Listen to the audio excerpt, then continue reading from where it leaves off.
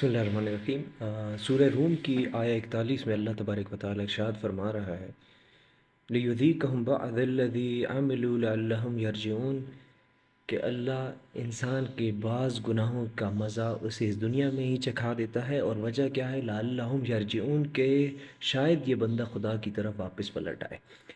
तो ये आयत हमें इस बात को बावर करवा रही है कि बाज़ औक़ात हमारे ऊपर जो मुश्किलात आती हैं, ये इनकी एक हिकमत कुरान मजीद ये बयान कर रहा है कि लअल्लहुम यरजिऊन, कि हम खुदा की तरफ लौट आएँ, खुदा की तरफ पलट आएँ।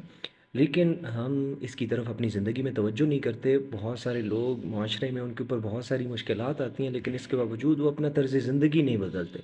मिसाल के तौर पे एक औरत बेहिजाब है, बहुत बड़ी मुश्किल पेश आई, उसे पता भी है मुश्किल है, अल्लाह को याद भी करती है, लेकिन उसके तर्ज़ अमल में कोई तब्दीली नहीं आई। वो पहले भी बेहिजाब थी, बाद में भी बेहिजाब थी। इसी तरह किसी और के ऊपर कोई मुश्किल आई है, पहले भी वो हराम खाता था, बाद में भी हराम खाता है, पहले भी नमाज़ नहीं पढ़ता था, बाद में भी नमाज़ नहीं पढ़ता। तो ये एक गलत चीज़ है जिसको हमें अवॉइड करने की ज़रूरत है। और अगर हमें मुश्किल पेश आ रही है तो कोशिश करें कि हम अल्लाह को पुकारें। अल्लाह हमें एक मौका दे रहा है कि हम अल्लाह के करीब जाएँ, लअल्लहुम यरजिऊन, के अल्लाह की तरफ लौटें।